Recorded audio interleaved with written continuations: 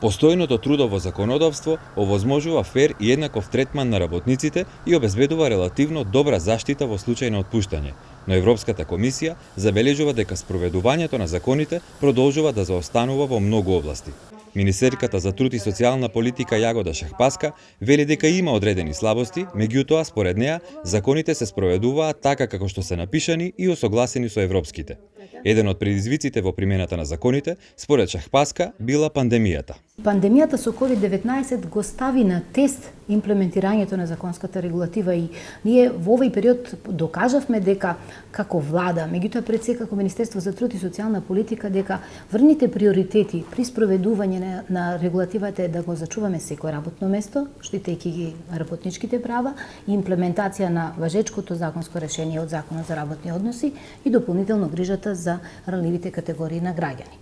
Тука преку носењето на уредби со законска сила, кои што до крајот на годината ги претечуваме дел од нив во закони, овозможуваме да се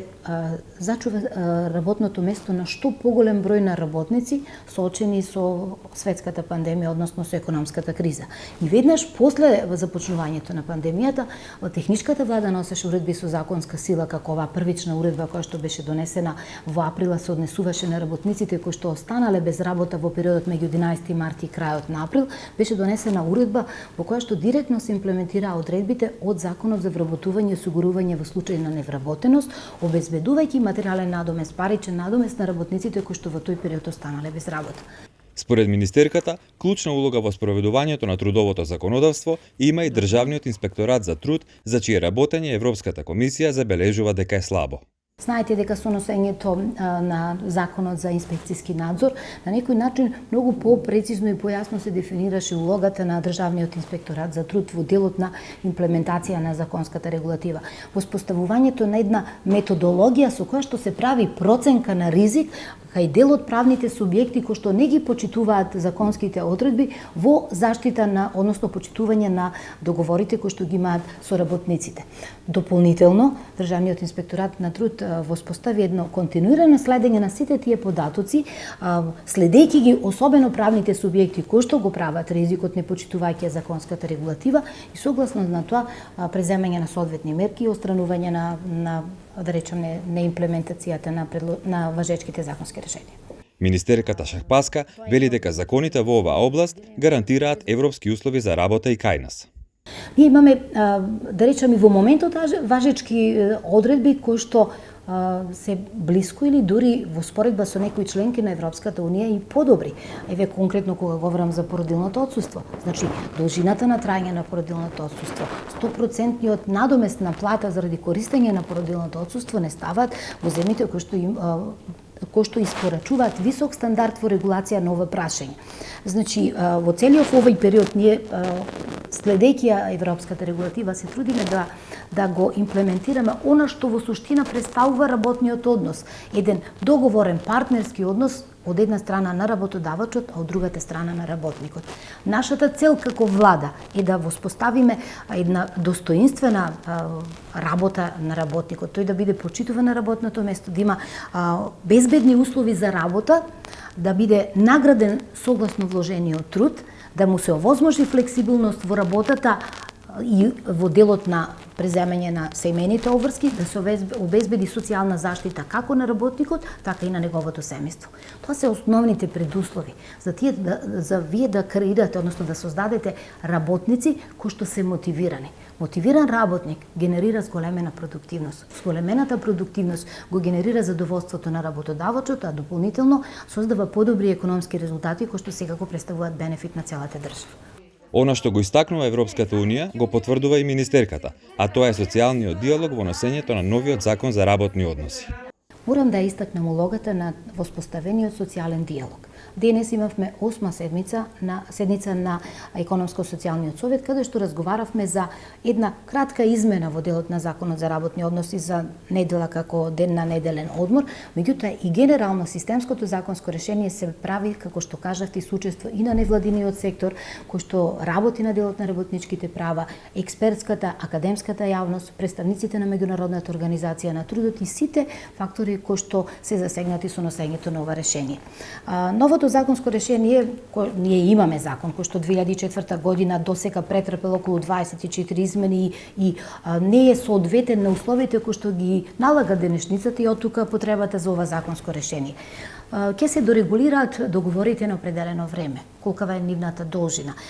после колку време треба да се трансферираат во договори на неопределено време, кое што па од друга страна кај работниците генерира една сигурност и лојалност кон работодавачот како што го стекнува тој договор. Дополнително ќе се дефинира сезонската работа. Во периодот кога сезонските работници не одат на работа, преку се размислува за ваучер систем да можат да ги користат правата кои што произлегуваат од социјалната заштита. Дополнително пандемијата наметна како поургентно прашање кое што треба да се регулира во овој период, прашањето за работа од далечина, за работа од дома како еден нов облик кој што исто е многу значен и кој што видовме дека во процесот на договарање и на, да речем, на подготовка на законот треба дополнително да се дорегулира. Понатаму во делот на породилното отсуство, мајчинството, учеството на таткото во раниот период на подигањето на децата, така да има голем број на прашања кои што се одговорени и кои што јас сум среќна што како министерка го движам социјалниот диалог заедно со сите чинители и тоа кога заедно седнете на маса и се договарате многу полесно понатаму ќе помине низ филтерот на јавноста, затоа што кога вие ги имате на маса главните чинители, двата партнери и владата како трет партнер во процесот на преговарање, многу полесно се движат состојбите во општеството. Што се однесува до социјалната политика, ЕУ истакнува напредок потврдувајќи го почетокот на реформата на системот на социјална заштита и овозможувајќи соодветна помош и во услови на пандемија и корона криза. Министерката Шахпаска вели дека токму оваа криза е најдобар показател за успешноста на реформата. Пандемијата представува првиот сериозен тест за тоа колку е квалитетно донесена таа социјална реформа. Со зголемувањето на гарантираната минимална помош во едно семејство за 300%, ние возможивме во овој период најранливите категории на граѓани полесно да го пребродат периодот со пандемијата предизвикана од COVID-19. Една од суштинските работи кои што предвидува социјалната реформа представува активација на пазарот на трудот на највработливите членови од семејствата приматели на гарантирана минимална помош. Што туку завршив со работен состанок на кој што разговаравме на кој начин треба да се воспостават веб сервисите кои што ќе овозможат во реално време размена на информации меѓу Агенцијата за вработување, меѓу центрите за социјална работа како носители на оваа активност, кој што преку двата индивидуални плана, индивидуалниот план во Центар за социјална работа каде е дефинирано домаќинството и индивидуалниот план за вработување на сите вработливи членови од семејството приматели на гарантирана минимална помош, да создадат еден интегриран план кој што ќе овозможи и овие ранливи категории на граѓани да влезат на пазарот на трудот, дали преку процес на обука. Секако во овој процес е многу важна поддршката што треба да ја добиваат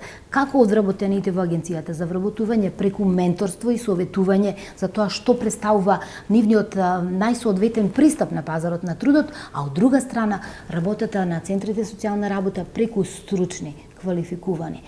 професионалци во кои што ние како Министерство за труд и социјална политика сериозно вложуваме.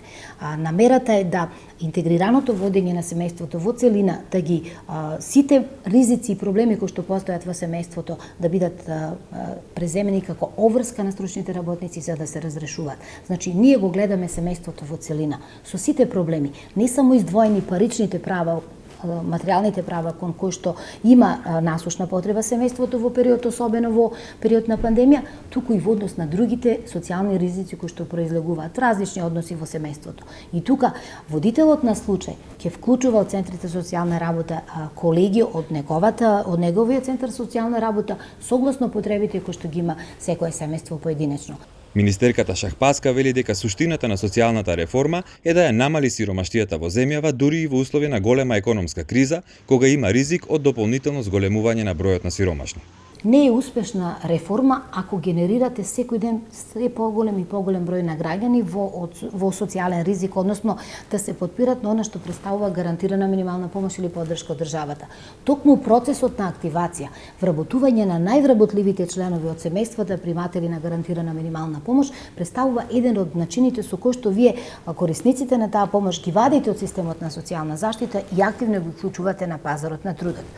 Дополнително, како влада, подготвени сме во услови на пандемија сите оние семејства кои што пандемијата е проблем не само на нашата земја, тоа е светски глобален проблем и тоа е не само здравствена, туку и економска криза со која што се соочија и многу моќни економии. Ние создадовме услови да сите семејства кои што влегоа во социјален ризик дополнително заради пандемијата, системот да може да ги абсорбира. Обезбедивме средства и податокот дека дополнителни 5000 семејства од претходно 27.000 семејства од февруари пред почетокот на пандемијата да се зголеми нивниот број на 32.000 на крајот од декември, говори дека како влада сме подготвени, како министерство, да помогнеме на овие ранливи категории на граѓани. Тоа е една од чекорите кои што владата ги презема во периодов, меѓутоа секако после завршувањето на пандемијата, преку воспоставувањето и имплементацијата на оперативниот план на мерки за 2021 година, кој што е за 40% со поголем буџет во однос на претходната година,